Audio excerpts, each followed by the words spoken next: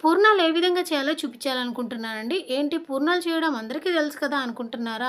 తెలిసే ఉంటుందండి. శనగపప్పుతో చేసుంటారు గానీ, ఉప్మా రవ్వతో చేసి ఉండకపోవచ్చు కదా! అలాంటి వాళ్ళకి ఈ వీడియో చాలా యూజ్ అవుతుందండి. నేను శనగపప్పుతో చేశాను. అలాగే ఉప్మా రవ్వతో కూడా చేసి వీడియో పెట్టేశానండి. ఫుల్ వీడియో పెట్టేశాననమాట. ఫుల్ వీడియో చూడాలంటే నా ఛానల్‌కి వెళ్ళాల్సిన అవసరం లేదండి. ఇదే వీడియోలో పక్కనున్న ప్లే బటన్ క్లిక్ చేశారంటే సరిపోతుందండి. మీకు ఫుల్ వీడియో వచ్చేస్తుందనమాట.